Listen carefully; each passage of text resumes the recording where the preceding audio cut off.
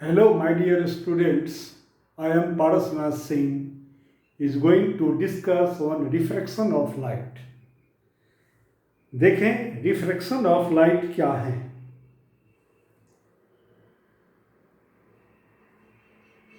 Now, this is your refraction of light.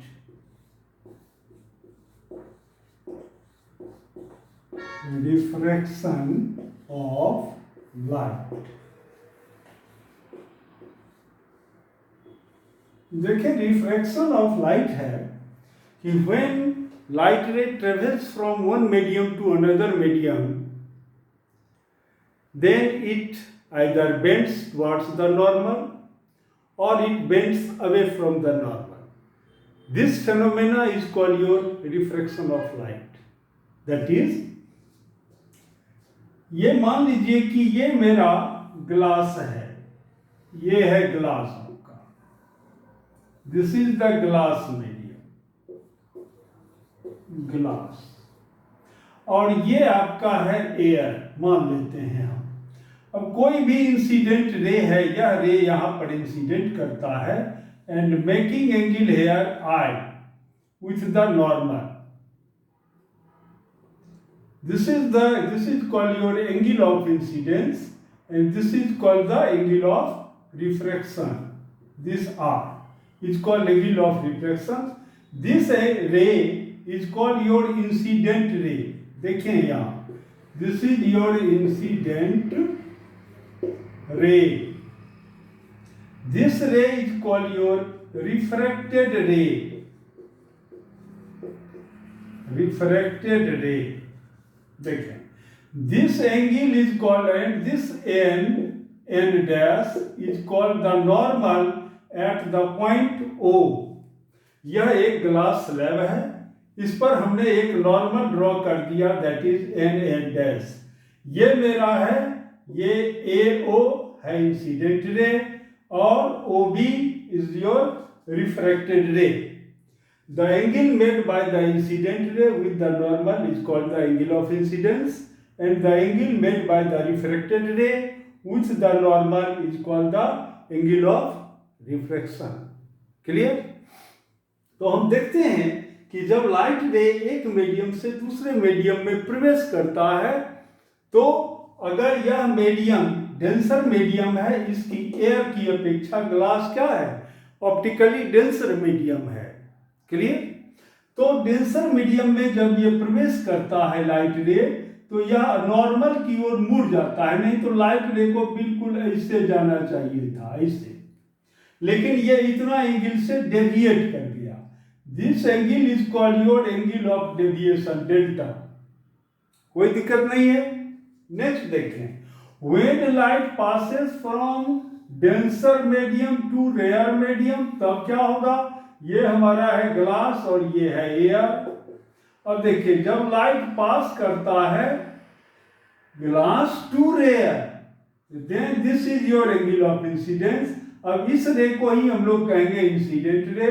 अब ये normal से दूर जाता है ऐसे, तो this is called your angle of refraction. This is your n dash O. This O point is called your point of incidence. कोई दिक्कत नहीं है यहां तक.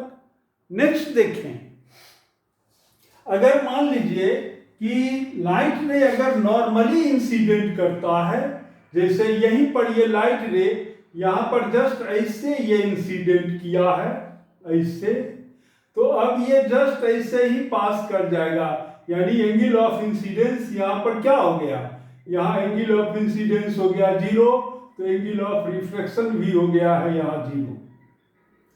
तो ये तीनों फेनोमेना, यानी ये और ये, इन तीनों का कॉमन नाम है रिफ्रैक्शन ऑफ लाइट.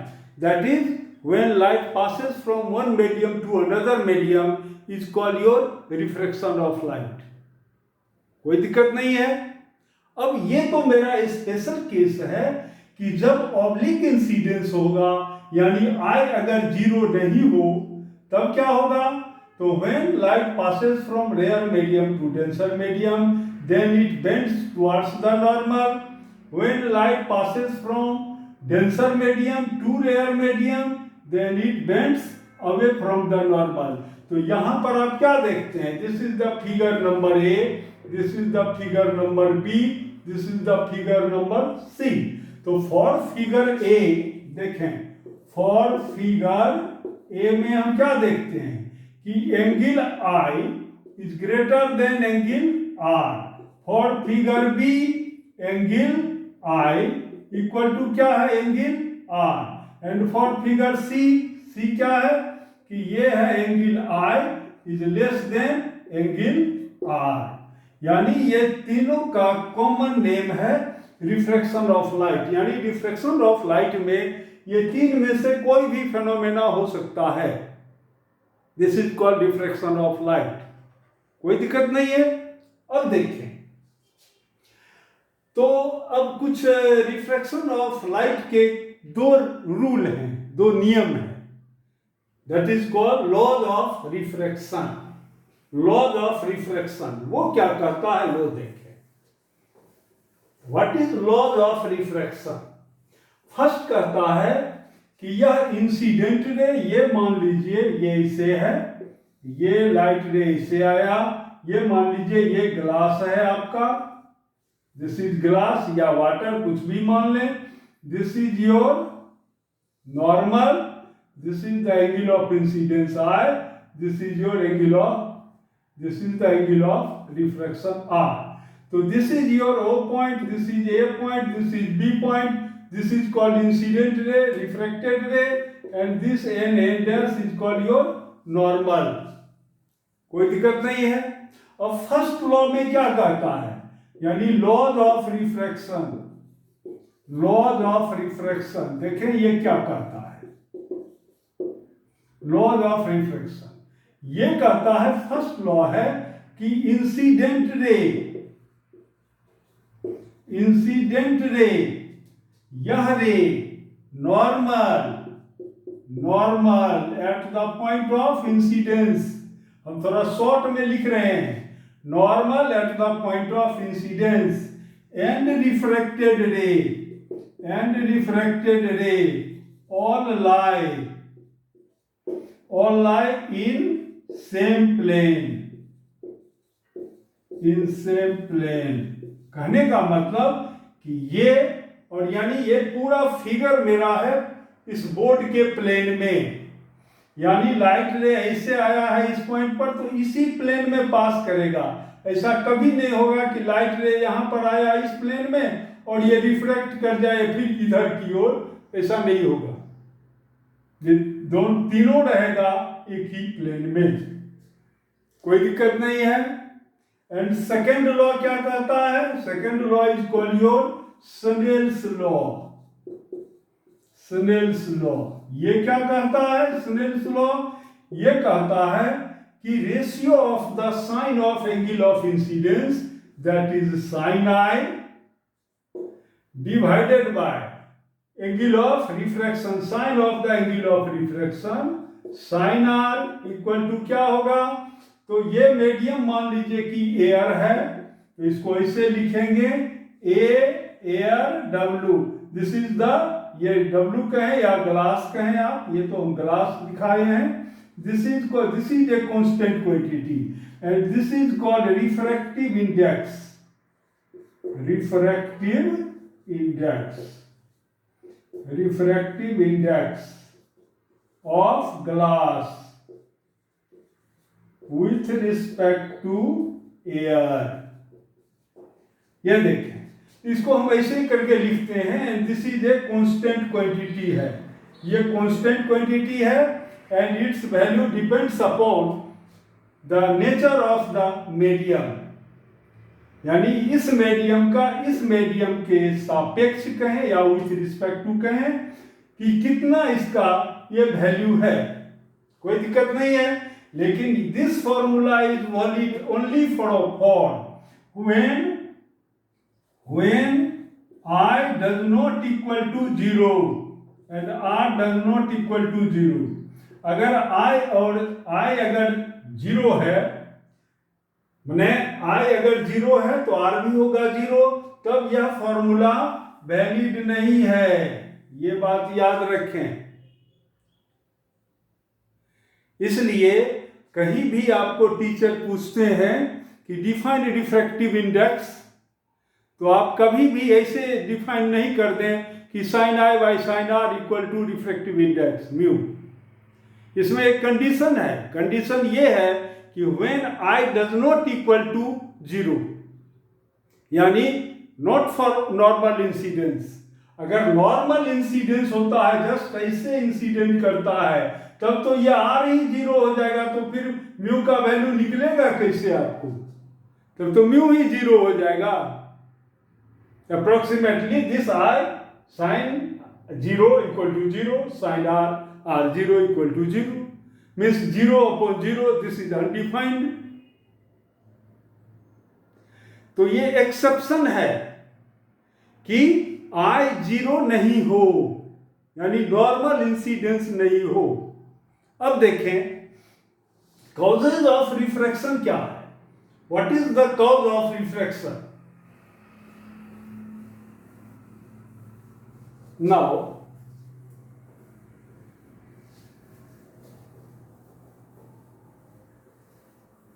देखें, अब this is the causes of refraction। Refraction का कारण क्या है, क्यों ऐसा होता है, क्यों लाइट बेंड करता है, या नॉर्मल इंसिडेंस पर लाइट बेंड नहीं करता है? देखें इसका कारण क्या है। तो कारण यह है कि लाइट का वेलोसिटी डिफरेंट मीडियम में डिफरेंट होता है। जैसे लाइट का वेलोसिटी वैक्यूम में है, velocity of light in vacuum equal to कितना है मेरा, 3 × 10⁸ मीटर पर सेकेंड। और देखें ये तो वैक्यूम में है, वैक्यूम में है लाइट का वेलोसिटी, वैक्यूम में, जबकि ग्लास में कितना है, ये लगभग है 2 × 10⁸ मीटर पर सेकेंड। तो अब देखें लाइट में, ये ग्लास में लाइट का वेलोसिटी इतना हो गया 2 × 10⁸ मीटर पर सेकेंड, जबकि वैक्यूम में है 3 × 10⁸ मीटर पर सेकेंड, और लगभग इतना ही हम लोग एयर में भी मानते हैं, यानी एयर में भी एयर में भी लगभग उतना ही हम लोग मानते हैं। क्लियर? वैसे एयर का रिफ्रैक्टिव इंडेक्स का वैल्यू माना गया है 1, लेकिन होता है 1.008, माने वैक्यूम से थोड़ा ज्यादा होता है। कोई दिक्कत नहीं है, लेकिन आप मान सकते हैं 1। वैक्यूम में भी लाइट का यानी लाइट का वेलोसिटी वैक्यूम में है 3 × 10⁸ मीटर पर सेकेंड, और ग्लास में है इतना। देखें ये, यानी मीडियम अगर चेंज करता है तो लाइट का वेलोसिटी चेंज करता है, कोई दिक्कत नहीं है। और एक चीज आप याद रखें कि यह जो लाइट का वेलोसिटी है, इस वेलोसिटी को हम लोग कहते हैं group velocity of light. It is not the phase velocity, यानी यह एक सिंगल वेव का वेलोसिटी नहीं है। यह किसका है? ग्रुप का वेलोसिटी है, ग्रुप ऑफ वेव्स का वेलोसिटी है 3 × 10 इन वैक्यूम 3 × 10⁸ मीटर पर सेकेंड। ग्रुप ऑफ वेव्स का मतलब है कि जैसे मान लीजिए रेड लाइट ही है, तो इस रेड में ही एक वेवलेंथ नहीं है। आप सिंगल वेवलेंथ जैसे रेड को आप मान लेते हैं, ऐसा आप नहीं माने। इस रेड लाइट में भी डिफरेंट कंपोनेंट्स हैं रेड के ही, जिनके डिफरेंट वेवलेंथ्स हैं। तो ये मेरा क्या है, ग्रुप वेलोसिटी ऑफ लाइट है। ये बात आप याद रखें, this is the group velocity, not phase velocity. Group velocity of light in vacuum, it is not phase velocity. Phase means single wave, phase velocity, phase मतलब हुआ सिंगल वेव। सिंगल वेव का velocity यह नहीं है, या किसका velocity है? Group velocity of light. ये बात आप आगे पढ़ेंगे इस बात को।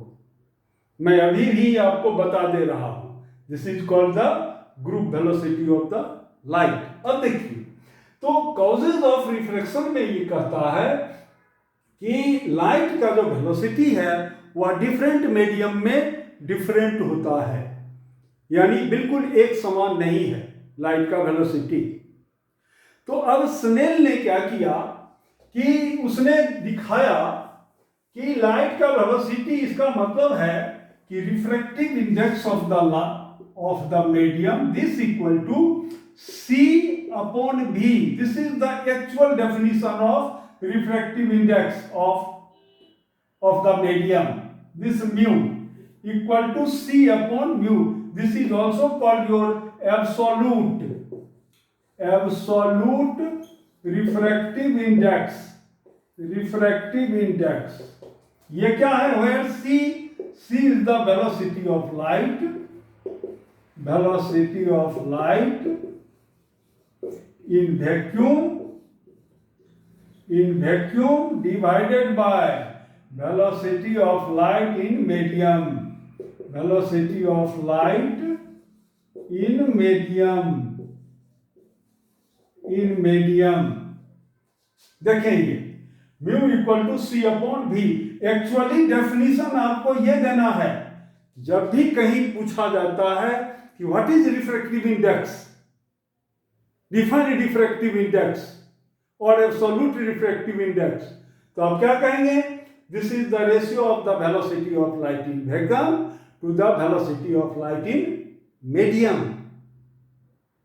अगर आप कहते हैं mu equal to sine I upon sine R, तो उसमें आपको देना पड़ेगा एक्सेप्ट एट नॉर्मल इंसिडेंस, यानी नॉर्मल इंसिडेंस में नहीं, उसको छोड़ करके then mu equal to C upon V होगा, ये sorry sine I by sine R होगा। और ये तो सबके लिए करेक्ट है, C अपॉन V। क्लियर? अब देखें तो कॉजेज ऑफ रिफ्रैक्शन आप समझ गए हैं कि due to change in velocity of the light in the medium, this is the main causes for the refraction of light. कोई दिक्कत नहीं है। नेक्स्ट देखें आप कि इस रिफ्रैक्टिव इंडेक्स का वेवलेंथ के साथ क्या रिलेशन है। देखें, relation between refractive index and wavelength. अब देखें इक्वल टू, तो म्यू इक्वल टू C मतलब आप जानते हैं कि फ्रीक्वेंसी इनटू वेवलेंथ। अगर मान लीजिए कि वैक्यूम में वेवलेंथ है म्यू और ये लैम्डा है और फ्रीक्वेंसी है म्यू, तो इसको C इक्वल टू हम लिख सकते हैं mu into lambda divided by velocity of light in medium. तो इसमें देखिए मीडियम में भी फ्रीक्वेंसी चेंज नहीं करता है according to classical mechanics. Classical mechanics कहता है कि व्हेन लाइट और any wave passes from one medium to another medium or enters from one medium to another mediums, its frequency remains constant. मैं इस पर जस्ट अभी डिस्कस करने जा रहा हूं, पहले आप एक्सप्रेशन देख लें। तो यहां पर क्या कह रहा है क्लासिकल मैकेनिक्स कि जब लाइट एक मीडियम से दूसरे मीडियम में पास करता है तो फ्रीक्वेंसी कांस्टेंट रहेगा, लेकिन वेवलेंथ इसका बदल जाएगा। मान लीजिए वेवलेंथ हो गया लैम्डा m, तो mu mu cancel, it means lambda upon lambda m हो गया। कोई भी दिक्कत नहीं है। इसका मतलब है कि मान लीजिए कि कोई भी लाइट रे है, उसका वैक्यूम में वेवलेंथ हमारा है 4000 एंगस्ट्रॉम, ठीक है। अब इसका ग्लास में कितना होगा वेवलेंथ, जबकि ग्लास का म्यू इक्वल टू दे दिया है आपको 3/2। कोई दिक्कत नहीं है, या इसको हम 600 ले लेते हैं, यहां पर ले लीजिए 6000 एंगस्ट्रॉम। तो देखिए अब इसका वैल्यू, यानी ये ग्लास का है रिफ्रैक्टिव इंडेक्स AμG, यानी ग्लास में का जो रिफ्रैक्टिव इंडेक्स होता है वो होता है 3/2। तो देखें यहां से आप वैल्यू पुटअप कर दें, देयरफॉर 3/2 इक्वल टू क्या होगा, लेमडा, तो लेमडा हमारा है ये 6000 angstrom divided by lambda M. तो देयरफॉर लेमडा एम कितना हो गया, यानी wavelength of the light lambda M कहिए या लेमडा जी कहिए। ग्लास में वेवलेंथ कितना होगा लाइट का, तो ये आपका हो गया 2 × 6000 डिवाइडेड बाय 3 2 जा 6, दिस इज योर 4000 एंगस्ट्रॉम।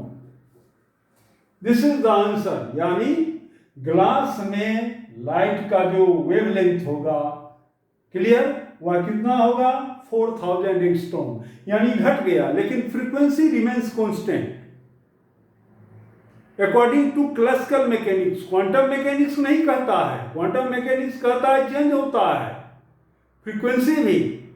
लेकिन अब देखिए क्लासिकल मैकेनिक्स का क्या अप्रोच है कहने का, वो क्यों कहता है ऐसा, वह ये कहता है यानी frequency when light passes from one medium to another medium, frequency remains constant according to classical mechanics.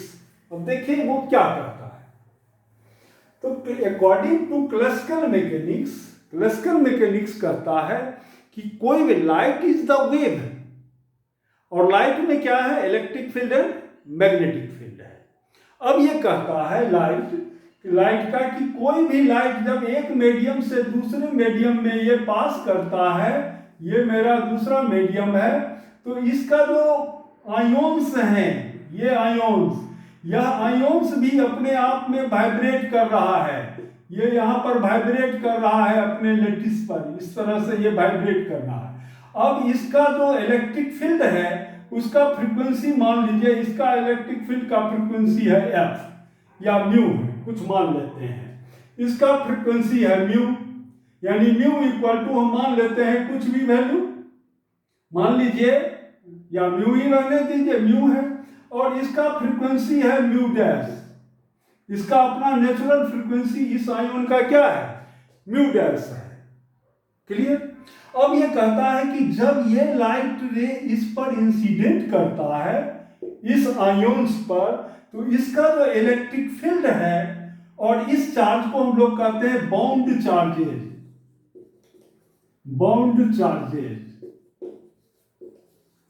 इस बाउंड चार्जेज को यह जो फ्रीक्वेंसी है, ये इस फ्रीक्वेंसी से इसको ये वाइब्रेट कर देता है, यानी यहां पर ये ऑसिलेशन, इस बाउंड चार्जेज का जो ऑसिलेशन स्टार्ट होता है, this is called your force vibration और फोर्स्ड ऑसिलेशन। अब फोर्स ऑसिलेशन का क्या कैरेक्टरिस्टिक है, वह कहता है फोर्स ऑसिलेशन कि अगर मान लीजिए इसका फ्रीक्वेंसी है 50 हर्ट्ज, इसका अपना नेचुरल फ्रीक्वेंसी, और ये है 100 हर्ट्ज, तो ये अपना फ्रीक्वेंसी अब खो देगा, समाप्त हो जाएगा। अब यह जो आयोन है ये इस फ्रीक्वेंसी से, यानी ये जो अप्लाइड इलेक्ट्रिक फील्ड है, इसका तो फ्रीक्वेंसी है 100 हर्ट्ज, अब ये 100 हर्ट्ज से ये वाइब्रेट करना शुरू कर देगा। देखें ये, तो इसलिए अब यह जो वाइब्रेटिंग चार्ज पार्टिकल है, that is this also accelerating charge particles, क्योंकि अब ये एक्सीलरेट कर रहा है। आप जान रहे हैं कि यहां पर जब रहेगा मीन पोजीशन पर तो एक्सीलरेशन मैक्सिमम होगा, और जैसे जैसे ये वेलोसिटी मैक्सिमम होगा, एक्सीलरेशन 0 होगा, और जैसे जैसे ये एक्सट्रीम पोजीशन पर जाएगा वैसे वैसे इस पर एक्सीलरेशन का वैल्यू इधर की ओर क्या होगा, ज्यादा होते जाएगा, बढ़, यानी कहने का मतलब कि यह एक एक्सीलरेटेड मोशन क्रिएट कर दिया यह इलेक्ट्रिक फील्ड इसमें, जिसके कारण यह जो बाउंड चार्जेज हैं, यह इलेक्ट्रोमैग्नेटिक वेव प्रोड्यूस करता है, उसका फ्रीक्वेंसी उतना ही है जितना कि इस इलेक्ट्रिक फील्ड का है। फिर से आप समझ लीजिए, इस इलेक्ट्रिक फील्ड में ये जो लाइट रे है, ये जो आ रहा है, तो मटेरियल के अंदर में जो बाउंड चार्जेज हैं, उनका बाउंड चार्जेज का भी अपना एक नेचुरल फ्रीक्वेंसी है, वह भी वाइब्रेट कर रहा है अंदर में, लेकिन इसका अपना फ्रीक्वेंसी ये खो देगा, लॉस कर देगा, और अब इस इलेक्ट्रिक फील्ड का जो फ्रीक्वेंसी है, इस लाइट में जो इलेक्ट्रिक फील्ड का फ्रीक्वेंसी है, उस फ्रीक्वेंसी से यह पॉजिटिव चार्ज में वाइब्रेशन स्टार्ट हो जाएगा। And therefore this vibrating bound charges produces electromagnetic waves. और यही वो इलेक्ट्रोमैग्नेटिक वेव है जो कि बाहर निकलता है। और ये एक चीज और आप जान लें कि यह जो लाइट रे इधर की ओर ही आएगा, कोई भी ट्रांसवर्सल इसका फ्रीक्वेंसी नहीं जाएगा, यानी लाइट रे ना इधर जाएगा ना इधर जाएगा, हर हमेशा वो अपने ही डायरेक्शन में कहें या अपने ही थोड़ा सा एंगल बनाते हुए वो मूव करेगा। वो ट्रांसवर्स वाइब्रेशन में इधर की ओर नहीं मूव करेगा इलेक्ट्रोमैग्नेटिक वेव। यानी दीज चार्ज पार्टिकल्स, ये particles, these are called bound charges. अब ये जो वाइब्रेट करना शुरू कर दिया है इस फ्रीक्वेंसी से, और इसीलिए ये भी इमिट कर रहा है electromagnetic wave of same frequency. कोई दिक्कत नहीं है। Therefore, when according to classical mechanics, when light passes from one medium to another medium, clear, then the electric field, the frequency of the electric field gained by the bound charges, या आप ऐसे कहें कि this electric field, clear, disturbs the frequency of this bound charges, and here force oscillation starts with the bound charges. Bound charges के साथ क्या होगा? Bound charges अब फोर्स वाइब्रेशन में आ जाएगा। फोर्स वाइब्रेशन का मतलब कि जितना फ्रीक्वेंसी इसका है इंसिडेंट का, उतना ही फ्रीक्वेंसी से ये वाइब्रेट करेगा और उसी फ्रीक्वेंसी के रेडिएशन को ये इमिट भी करता है according to classical mechanics. Therefore, when light passes from one medium to another medium, frequency remains constant. Clear यहां तक?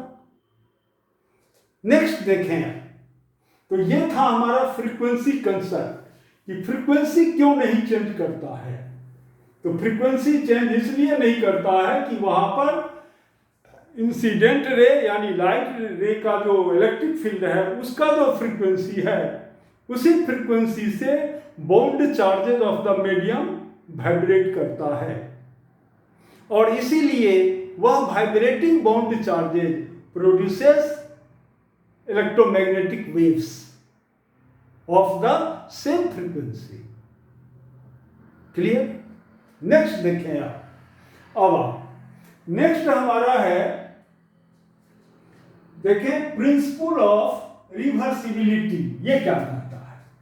This is your next concept is your principle of reversibility.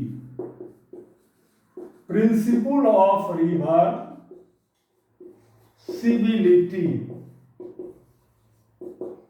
Principle of reversibility ये क्या कहता है? ये देखें, ये कहता है कि कोई भी ये मीडियम है, दो, ये कोई सेपरेशन है जो कि दो मीडियम को अलग अलग करता है। कोई दिक्कत नहीं है। ये है मान लीजिए एयर और ये है हमारा वाटर है। अब मान लीजिए कोई लाइट रे इसे इंसिडेंट किया यहाँ पर, ये this is your normal and this is the refracted ray. This angle is your I, this angle is your R. Clear? This is A O B है मेरा। अब क्या करें आप? अब आप क्या करें कि यहां पर एक आप मिरर रख दें, plane mirror. This is a plane mirror, plane mirror. और इस तरह से रखना है कि यह जो लाइट रे आ रहा है इस पर, यानी रिफ्लेक्टेड लाइट, वह यहां पर नॉर्मल यानी 90 डिग्री बनावे ऐसे, यानी प्लेन के, ये प्लेन मिरर के प्लेन के साथ यह 90 डिग्री एंगल बनना चाहिए। तो 90 डिग्री अगर एंगल बनता है तो लाइट रे रिवर्स कर जाता है, अपने सेम पाथ पर वह मूव करना शुरू कर देता है। ऐसे चलेगा, ऐसे आएगा, कोई दिक्कत नहीं है। तो देखें अब, तो अब ये कहता है कि when light passes from air to water, तो A mu G equal to क्या होगा, this is your according to Snell's law, sine I upon sine R. कोई दिक्कत नहीं है, this is the equation number 1। Now when light travels from water to air, तो ये तो हमारा हुआ कि फ्रॉम एयर टू, अच्छा ये ग्लास है ना, ये यहां पर वाटर है, एयर टू वाटर, तब क्या होगा, A mu W equal to sine I by sine R. And when light passes from water to air, तब क्या होगा, तो अब हम वाटर टू एयर लेंगे, यानी W mu A equal to, अब तो यही हो जाएगा साइन आई, आई ये हो जाएगा आर, ये मेरा हो जाएगा, तो therefore this is your sine R upon sine I. This is the equation number 2। Now one equation into two equation, क्या हो जाएगा, दोनों इक्वेशन को मल्टीप्लाई कर दें, तो now A mu W into W mu A equal to 1 हो गया। Therefore, now, therefore, A mu W equal to 1 upon W mu A. This is the principle of reversibility of light. यानी ये कहता है कि refractive index of water with respect to air is equal to, या is reciprocal of, या कहिए ऐसे, is equal to 1 upon refractive index of air with respect to water. This is also called your principle of reversibility. यानी कहने का मतलब light ऐसे आ रहा है, अब यहाँ पर एक मिरर आप रख दीजिए और इस तरह से मिरर रखना है कि यह जो रिफ्लेक्टेड रे है यह इस मिरर पर 90 डिग्री एंगल बनाए उसके प्लेन पर, तो लाइट रे का जस्ट मैंने पाथ इसका रिवर्स कर जाता है और सेम पाथ से वो निकल जाएगा ऐसे, कोई दिक्कत नहीं है। This is called your reversibility, principle of reversibility of light. ठीक है, नेक्स्ट देखिए।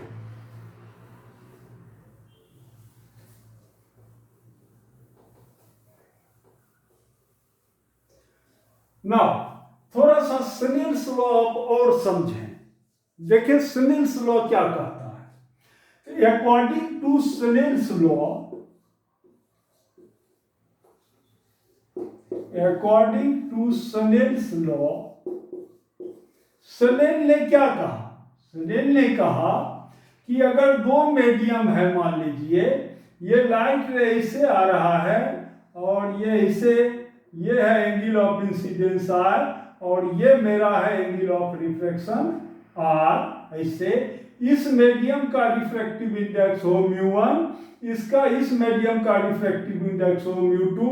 इसका मतलब है कि ये एयर के रिस्पेक्ट में हम ले रहे हैं, यहाँ भी एयर के रिस्पेक्ट में इस मीडियम का रिफ्रैक्टिव इंडेक्स है, यानी ये मीडियम नीचे वाला मीडियम जिसका रिफ्रैक्टिव इंडेक्स है μ2, इस मीडियम का रिफ्रैक्टिव इंडेक्स है μ1। तो according to Snell's law, Snell ने कहा कि μ1 into sine I equal to क्या होगा, μ2 इंटू साइन आर। इसी को हम लोग ऐसे लिखते हैं कि therefore sine I upon sine are equal to क्या होगा, तो μ2 अपॉन μ1, यानी जिस मीडियम से लाइट चला है वह रिफ्रैक्टिव इंडेक्स हम रखेंगे नीचे में, या जस्ट आप ऐसे याद रखें इसको, इस इक्वेशन को, सबसे आसान है इस इक्वेशन को याद रखना। ठीक है, अब देखिए यहाँ ये क्या कह रहा है, this is your Snell's law. Snell ने क्या कहा कि अगर ये μ1 ग्रेटर हो, यानी ये मान लीजिए अगर 3 है, इसका वैल्यू वैसे साइन आई का वैल्यू यानी साइन थीटा का वैल्यू 1 से ग्रेटर नहीं हो सकता है, लेकिन समझाने के लिए आपको हम समझा रहे हैं। देखिए समझने के लिए आप समझिए, देखिए यहाँ ये μ1 इक्वल टू है मान लीजिए 3 और ये हमारा है मान लीजिए 1/2, ठीक है। तो दिस इक्वल टू, अब ये कहता है कि μ2 अगर हो 2 तो इसका मतलब r का वैल्यू यानी साइन r का वैल्यू कितना होना चाहिए कि ये दोनों इक्वल हो जाए। तो ये आप कम कर दिए हैं, तो ये तो 3/2 है ना, तो यहां पर ये भी आपका होना चाहिए 3/4, यानी ये जो साइन r का वैल्यू क्या होना चाहिए, यानी 3/4 यानी 2 यानी ये इक्वल टू होगा। ये कहने का मतलब ये है मेरा कि अगर ये बढ़ता है और ये टर्म है तो इसका मतलब है कि ये अगर I से ऐसे देखें, if R is less than I, यहां पर R क्या है, लेस देन I है, R का वैल्यू है लेस देन I से, इसका मतलब है कि sine I is greater than sine R. It means here μ2 is greater than μ1, यानी this medium is denser, this medium is rare medium, optically rare medium. कोई दिक्कत नहीं है, यानी when light passes from rare medium to denser medium it bends towards the normal. When light passes from denser medium to rare medium, ये मेरा है denser medium, ये है रेयर मीडियम, तो अब ये मूव कर जाएगा away from the normal. Here this R, this is I, कोई दिक्कत नहीं है, except at angle of incidence does not equal to 0, ठीक है। नेक्स्ट देखें आप,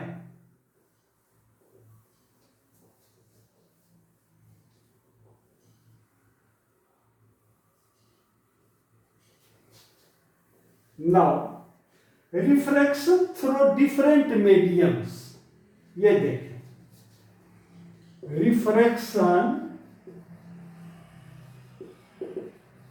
थ्रू डिफरेंट, यानी नेक्स्ट टॉपिक है मेरा उसी से रिलेटेड, थ्रू डिफरेंट मीडिया। देखिए ये क्या करता है, मान लीजिए कि एक प्लेट मेरा ये है और ये है ग्लास, ये है आपका वाटर, या डिफरेंट मीडिया है, ये है water, this is your water. देखिए और लाइट रे मान लीजिए कि यहां पर इंसिडेंट किया, this angle is your I1, this angle is your R1, फिर ये एंगल क्या हो जाएगा, दिस इज योर R1, और फिर ये एंगल हमारा हो गया ये R2, this angle is your R2 and this angle is your angle of emergence E, मान लेते हैं हम। अब देखें ये क्या करता है, और ये आपका है एयर, ये भी है एयर। देखिए तो नाउ यहां से हम कह सकते हैं कि sine I upon sine R1, या ऐसे लीजिए आप कि ये मीडियम है आपका एयर, तो एयर का रिफ्रैक्टिव इंडेक्स हम मान लेते हैं यहां पर 1 है, या सीधे ले लीजिए एयर टू ग्लास, आपको दो तरह से हम यहां पर समझाएंगे। देखिए तो here A mu G equal to क्या होगा, तो sign I1 divided by sign R1, ये साइन R1। सिमिलरली अब यहां पर आइए, तो now glass to air, glass to water जा रहा है लाइट रे, तो here glass to water G mu W equal to क्या होगा, तो sine R1 divided by sine R2, and again water to air, अब है ये वाटर टू एयर, तो this equal to sine R2 divided by sine angle of emergence. देखें ये, अब इसको आप मल्टीप्लाई कर दें तो देखें ये सब वैल्यू कैंसिल हो जाएगा, यानी ये हमारा हो जाएगा दैट इज, ऐसे लिखें आप इसको कि A mu G into G mu W into W mu A, W mu A equal to क्या होगा, देखिए ये sine R1 sine R1 sine R2 sine R2 cancel, this is your sine I1 divided by sine, ये sine E angle of emergence, और ये हर हमेशा parallel होता है। ये देखिए दिस I1 और ये E always becomes parallel, therefore this equal to 1।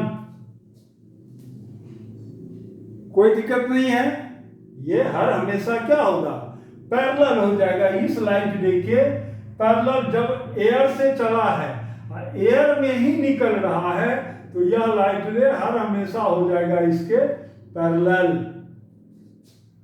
तो देयरफॉर यहां पर हम कह सकते हैं A mu G into G mu W into W mu A equal to 1। तो एक रिलेशन आप यहां से ये फाइंड आउट किए, देखें ये, तो this is your, it means अगर आपको एक क्वेश्चन दे दे दिस इक्वल टू 1, अब देखिए क्वेश्चन में आपको दिया रहेगा कि ए म्यू जी यानी ग्लास का रिफ्रैक्टिव इंडेक्स है होता है 3/2 और वाटर का refractive index with respect to air ये होता है 4/3। अब आपको कहेगा find W mu G equal to what, तो हम क्या करेंगे, W mu G equal to what, तो इस इक्वेशन का हम हेल्प लेंगे, इस इक्वेशन का। तो क्या है ये, ए म्यू जी इक्वल टू हम लिख सकते हैं यहां पर 3/2 इंटू, अब है हमारा डब्ल्यू म्यू जी, यहां पर तो है जी म्यू डब्ल्यू, इसलिए इसको इन्वर्स कर दीजिए, इसको ऐसे हम लिख सकते हैं 1/W म्यू जी इंटू ये फिर है आपका डब्ल्यू म्यू ए, जबकि आपको दिया हुआ है ए म्यू डब्ल्यू, तो इसको भी आप लिख सकते हैं कि A mu W 1/, this equal to 1। तो therefore 3/2 into 1/W mu G into 1/, और ये देखिए A mu W equal to कितना है 4/3, तो ये आपका हो गया 4/3, this equal to 1। It means 3 चला जाएगा ऊपर, ये चला जाएगा नीचे, तो देयरफॉर यहां से देखिए this equal to, therefore W mu G equal to क्या हो गया, 3 चला गया ऊपर, तो 9/8 हो जाएगा, ये 9/8 इतना आ गया आपको। कोई दिक्कत नहीं है यहां तक, यानी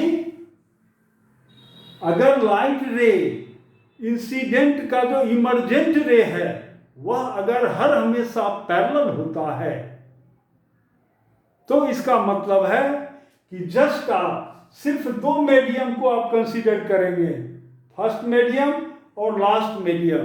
एक चीज आप और देखें यहां पर, नेक्स्ट देखें, नेक्स्ट वीडियो ये क्या कहता है,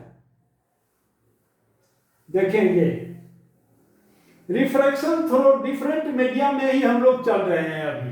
देखिए सेकंड मेथड, एक मेरा है ये प्लेट, एक मेरा है ये प्लेट, कोई दिक्कत नहीं है। अब देखिए, और एक मेरा है मान लीजिए ये प्लेट, ये प्लेट, इसका रिफ्रैक्टिव इंडेक्स है μ1, इसका है μ2, इसका है μ3, इसका है μ4, और ये फिर है μ1, क्योंकि एयर से चला है, एयर में ही जा रहा है, या μ4 आप मान लीजिए, μ5 मान लीजिए, μ5 है, कोई दिक्कत नहीं है। अब ये क्या करता है ये देखिए, अब यहां पर ये लाइट रे ऐसे आया, this is your I1, this is your R1, this is again R1, this is your R2, this is also R2, this is your R3,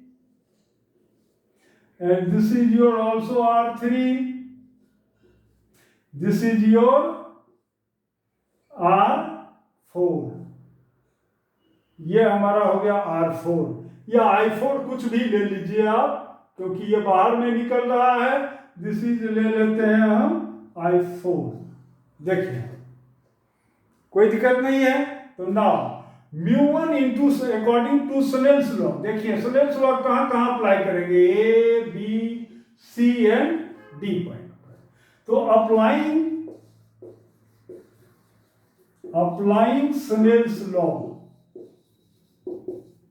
Snell's law at A, B, C and D points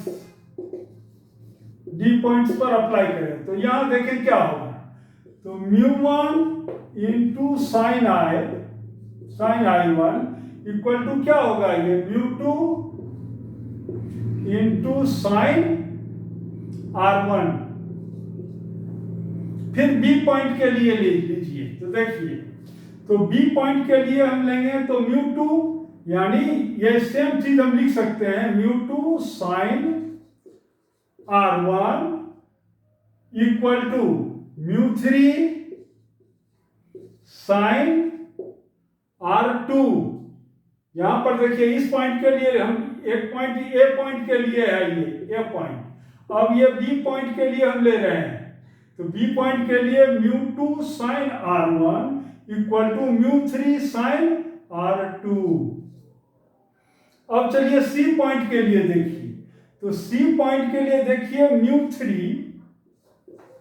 μ3 sign R2 equal to क्या होगा, μ3 sign R2 equal to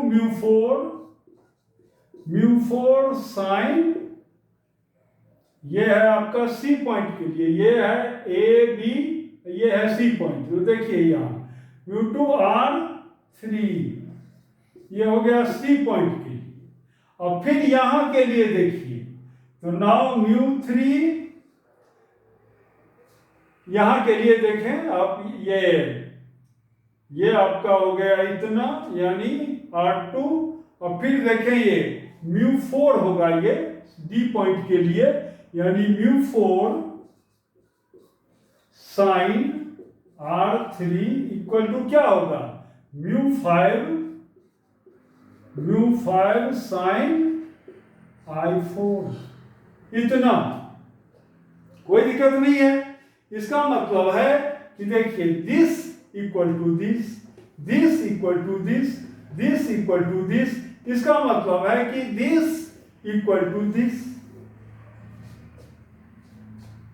कोई दिक्कत नहीं है यहां तक, यानी ये टर्म इक्वल टू क्या हो गया इस टर्म का, यानी μ1 साइन I1 इक्वल टू हमारा क्या निकल गया, μ5 साइन I4। दिस कोई दिक्कत नहीं है यहां तक। अब देखिए इस पर हम कुछ प्रॉब्लम आपको बता रहे हैं। प्रॉब्लम क्या करता है, प्रॉब्लम आपको कहता है कि नेक्स्ट प्रॉब्लम आप देखें, एक प्रॉब्लम, हाँ प्यारे बच्चों मैंने क्वेश्चन लिख दिया है, देखिए ये क्या कहता है, ये कहता है कि यह एक प्लेट्स हैं जिसके डिफरेंट मीडियम्स हैं। इस मीडियम का रिफ्रैक्टिव इंडेक्स है μ1, BC का रिफ्रैक्टिव इंडेक्स है μ2, CD का रिफ्रैक्टिव इंडेक्स है μ3 और DE यानी इस मीडियम का रिफ्रैक्टिव इंडेक्स है μ4। अब ये कहता है कि कोई लाइट रे, कोई पॉइंट यहाँ पर है, इससे एक लाइट रे चलता है, A से B पर आया, B से C पर गया, C से D पर आया और D से E पर गया। अब क्वेश्चन में है कि if DE is parallel to AB, यानी ये जो रे है, this ray is parallel to AB, now what is the relation between μ1 and μ4। तो μ1 एंड μ4 के बीच में रिलेशन क्या होगा, देखें। तो अभी तुरंत आपको हमने बताया है कि फर्स्ट मीडियम, यानी इसका, यानी ये कहता है कि μ1 इंटू साइन आई, मान लीजिए इसमें ये आई एंगल बना रहा है, ये है आई एंगल, और ये हमारा है यहाँ, यानी यहाँ पर देखिए ये इसे है, क्लियर।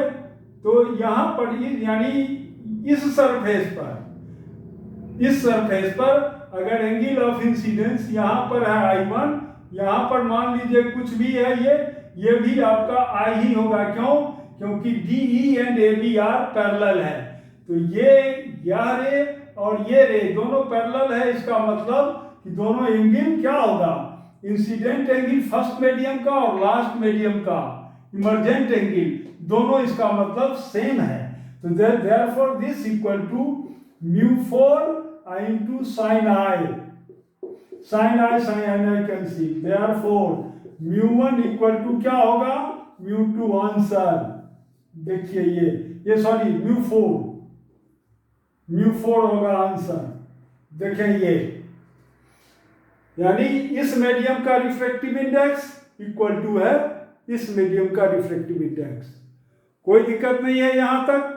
नेक्स्ट देखें आप, यस माय डियर स्टूडेंट्स, देखें ये क्वेश्चन क्या है। यह कहता है कि ये ग्लास स्लैब है आपका, यह एक ग्लास स्लैब है जिसका रिफ्रैक्टिव इंडेक्स है म्यू और इसका थिकनेस क्या है, टी है। अब देखिए यहां पर एक पॉइंट सोर्स है एस, यहां से लाइट रे यानी 2 लाइट रे इंसिडेंट करता है इस ग्लास स्लैब पर, और यह जो डाइवर्जेंस एंगल है इसका, इस पॉइंट सोर्स का, वह क्या है, अल्फा है। और यह जो रे है, दोनों एक्सट्रीम रेज, इंसिडेंट रे, ये नॉर्मल के साथ इक्वल एंगल बना रहा है यहाँ पर आई। अब कहता है कि ये लाइट रे पास करेगा ग्लास में, और ग्लास से फिर क्या होगा, इमर्जेंट करेगा बाहर, यानी बाहर में ये निर्गत होगा, निकलेगा। अब कहता है कि what is the divergence angle of the emergent beam, यानी ये जो इमर्जेंट बीम है इसका एंगल कितना बनेगा, डाइवर्जेंस एंगल। जैसे इस सोर्स का तो डाइवर्जेंस एंगल है अल्फा, तो अब जो निकल रहा है इसका डाइवर्जेंस एंगल क्या होगा, तो ये इसको पीछे हम बढ़ाएंगे, इसको पीछे बनाए देंगे, और ये हम मान लेते हैं कि ये होगा अल्फा डैश, ये होगा अल्फा डैश। अब कहता है अल्फा और अल्फा डैश में क्या रिलेशन होगा, ये हमको फाइंड आउट करना है। कोई दिक्कत नहीं है। देखें ये कैसे हम लोग फाइंड आउट करेंगे। तो अब हम क्या करेंगे कि इस पॉइंट से एक परपेंडिकुलर इसे हम डाल दिए, तो ये एंगल है आई, तो ये भी एंगल होगा I. It means I equal to हमारा क्या हो गया, अल्फा अपॉन 2, इक्वेशन नंबर 1। यहां से देखिए यह होल एंगल हमारा है अल्फा, तो आई इक्वल टू क्या ले लेंगे हम, अल्फा अपॉन 2 ले लिए हम, कोई दिक्कत नहीं है। अब देखें आप एक पॉइंट ए है, एक पॉइंट मान लीजिए ये बी है, ए और बी पर आप स्नेल्स लॉ अप्लाई करें, देखें ये क्या क्या होगा। तो स्नेल्स लॉ का अप्लाई करें यहां पर, इस पॉइंट पर या इस पॉइंट, किसी भी पॉइंट पर ले लें, तो देखिए ये लाइट रे ऐसे आएगा, यहां से ये चला है और लाइट रे ये ऐसे आएगा, ऐसे। तो ये हमारा हो गया है एंगल ऑफ इंसिडेंस आई, ये हो गया आर, और फिर ये आपका हो जाएगा आर, और ये फिर हो जाएगा एंगल ऑफ इमर्जेंस। यानी यहाँ याद रखना है ये है एयर, तो ये भी है एयर, बीच में ये है ग्लास, कोई दिक्कत नहीं है। इसलिए ये एंगल जितना आई है उतना ही ये भी एंगल होगा आई, क्योंकि angle of incidence in air and angle of emergence also in air, therefore these two rays becomes parallel to each other. It means this angle I must be equal to this angle I होगा, emergent angle के equal होगा।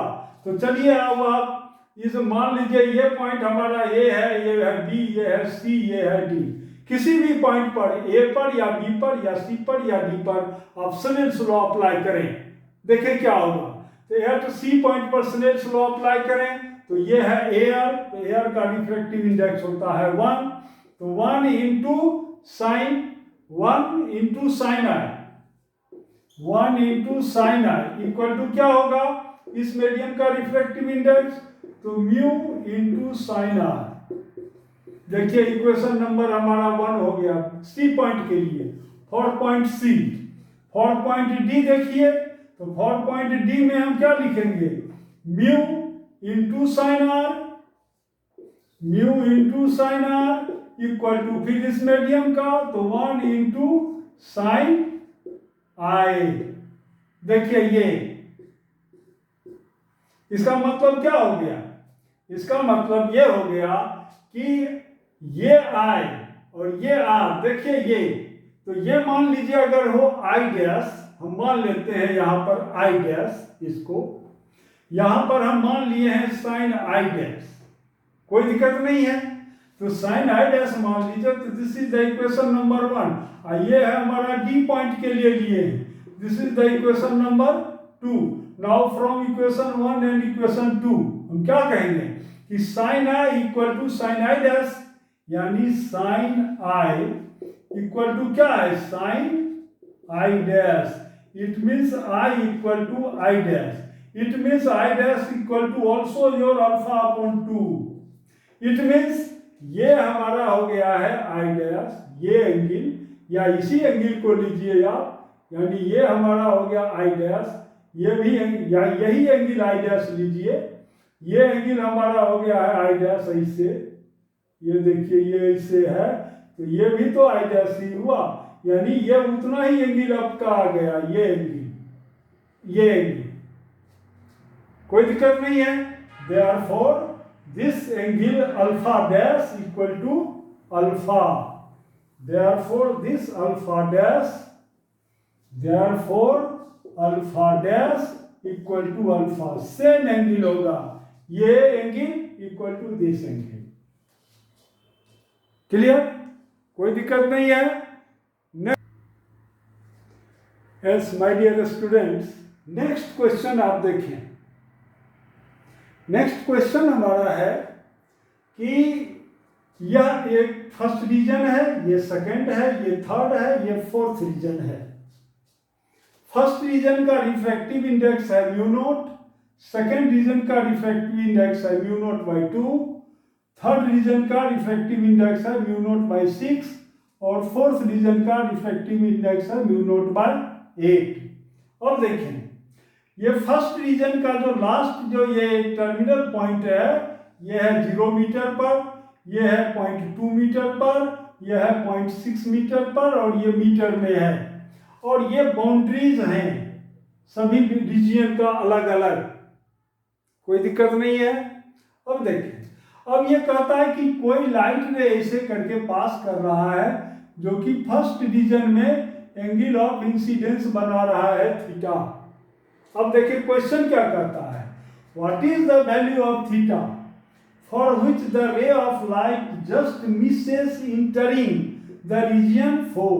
कहता है कि ये light जो इससे जाएगा अब ये फोर्थ रीजन में इंटर नहीं कर पाए, फोर्थ रीजन में इसका इंटरिंग नहीं होना चाहिए, कोई दिक्कत नहीं है। तब देखें तो इसके लिए क्या होना चाहिए, यानी what is the value of theta, तो थीटा का वैल्यू कितना हो, देखें तो थीटा का वैल्यू अब जो आपका फाइंड होगा, यानी फर्स्ट रीजन और 8 रीजन पर, ये रीजन तो वैसे ही है, कोई मतलब नहीं है इसका, मेन है फर्स्ट रीजन और 4th रीजन, इसी से हमको इक्वेशन लेना है, कोई दिक्कत नहीं है। आप ऐसे भी निकाल सकते हैं, वैसे तो मैं थ्योरी में आपको बताया है। तो देखिए यहाँ पर, तो इसका मतलब μ1 इंटू साइन थीटा, ये mu naught into sine theta must be equal to ये रीजन का, यानी mu naught by 8, mu naught upon 8 into, इसका मतलब लाइट रे ऐसे यहाँ पर आ रहा है, देखिए ये ऐसे आया, फिर यहाँ पर ये ऐसे दिए, फिर ये ऐसे गया, और फिर यहाँ पर ये इतना एंगल बना रहा है कि लाइट रे जस्ट ऐसे हो जाए, यानी ये एंगल 90, ये बना दे 90 डिग्री यहाँ पर, ये 90 डिग्री, यानी म्यू नॉट बाई 8 और इंटू ये क्या हो गया साइन 90, यानी ये एंगल आपका होना चाहिए 90 डिग्री। क्लियर? तो देखिए, तो अब mu naught cancel, sine 90 equal to 1, तो देयरफॉर थीटा इक्वल टू क्या होगा साइन इनवर्स 1/8। देखिए ये कोई दिक्कत नहीं है यहां तक।